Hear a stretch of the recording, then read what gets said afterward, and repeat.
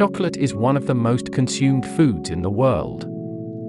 It is considered a delight and a luxury. It is rare to meet a person who does not like chocolate. However, not everyone knows its pre-Hispanic origin.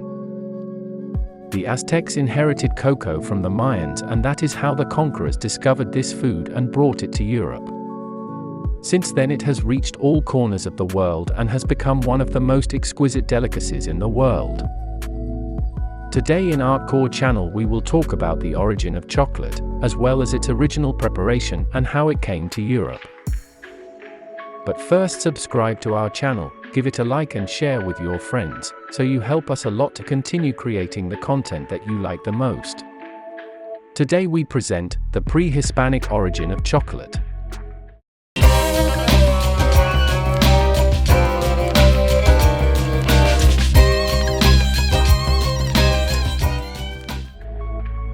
The origin of chocolate comes from Mesoamerican cultures, especially in Mexico.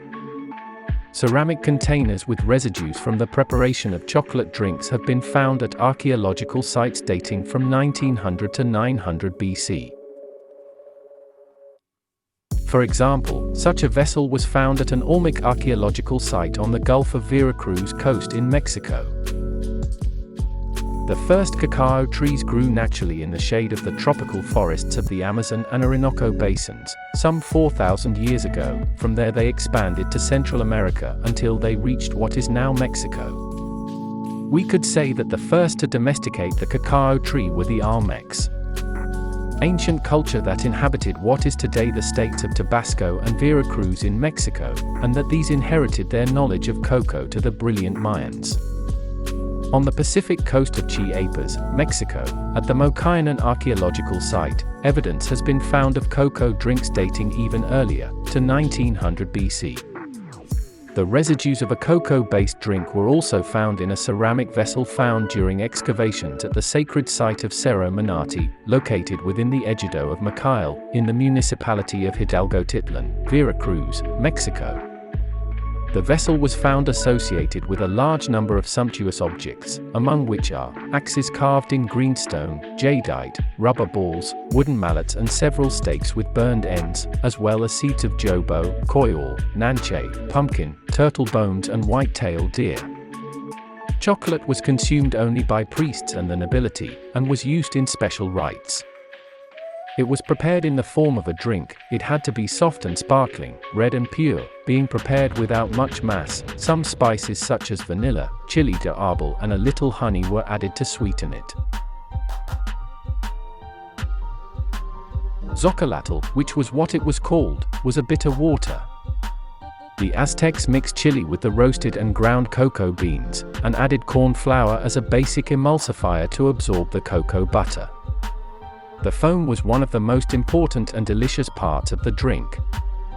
The Mayans made the drink even more frothy by pouring it from a raised container to another that was on the ground. Later, the Aztecs invented a kind of grinder to cause the foam to appear. The origin of the word cacao comes from the Mayans, who called the tree this way. It is believed that it comes from the word carc, which means fire. They believed that this fire was hidden in its almonds, and they called chocolate chocolha, which means bitter water. For the Mayan people, chocolate was synonymous with physical vigor and longevity. The Mayan concoction that they called chocolha was made from cocoa beans that were consumed exclusively by kings and nobles, and was also used for certain sacred rituals. In their books, the Maya describe various ways of making and perfuming the drink, whether they wanted it more liquid or thicker, with more or less foam, with additives such as honey, corn, hot chili, etc.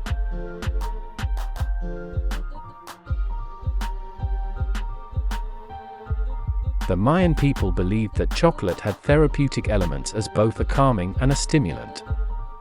The warriors consumed it to restore their energy, and the butter that was extracted from cocoa was used as an ointment to heal superficial wounds. Due to its great properties, the use of cocoa also began to be used as a currency.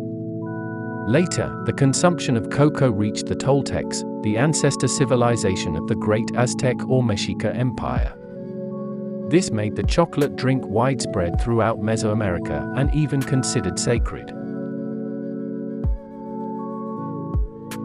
The legend of the origin of cocoa tells how Kukulkan gave the Mayans cocoa after the creation of man. That is why they had an annual celebration in April to honor the god of cocoa Ekchua. The event included sacrifice of dogs and other animals, as well as offerings of cocoa, feathers, incense and other gifts.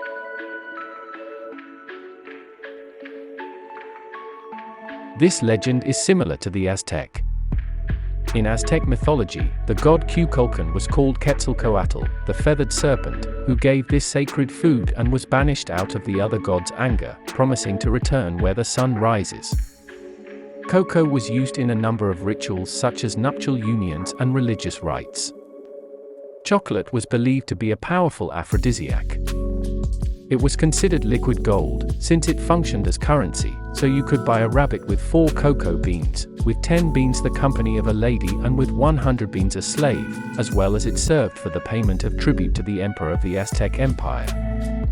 It should be noted that cocoa continued to be used as currency after the conquest. Although very early in the colony the use of metal coins was established, cocoa continued to be used for small transactions, and metal coins for larger transactions. It is believed that the first European to consume cocoa was Christopher Columbus when he arrived on the island of Guanaja in Honduras, although it is also believed that it was during that same trip but in the territory of present-day Nicaragua. He took samples of cocoa and took it back to Spain. However, at that time it passed without pain or glory because of its bitter taste. It was until the arrival of the Spanish conqueror Hernán Cortés that he discovered the delight of the chocolate drinks prepared by the Aztecs and the Mayans. He realized that cocoa was also used as currency, so he took it back to Spain on his trip in 1528 and 1529, which is when the history of chocolate emerged in Europe, although the first commercial shipment of cocoa arrived in Spain in 1585. It is a fruit, like almonds, that they sell and have it as a coin, and you can get all the necessary with it. Hernán Cortés to Carlos I of Spain. In the 16th century, Hernán Cortés introduced the chocolate that the Aztecs drank to the Spanish court. Spanish royal ladies sipped it secretly, seasoned with spices and sometimes pepper. The chocolate drink was very popular among the religious of Mexico, so much so that when they returned to Spain they took the cocoa with them to have that drink. Over time he was introduced into the highest strata of European society. This drink was widely consumed by members of the Spanish Church because they considered it a food that did not break their fast. It is believed that a group of nuns in Oaxaca were the first to combine chocolate with sugar, and that is how this food developed as we know it today. There were many forms of cocoa made very delicately, such as cocoa made from tender pods, very tasty to drink, cocoa made with honey from bees, another red with vanilla, another orange, another black and another white. Served in gourds where it was drunk, some are painted with various paints, with a very rich scaffolding, and turtle spoons to stir the cocoa. Fray Bernardino de Sahagún. The impact of the riches of the Aztecs was great on the Spanish conquerors. It was a world that seemed taken from a dream. The same conquerors doubted its reality due to the quality of its gastronomy, its engineering, its architecture, politics and society.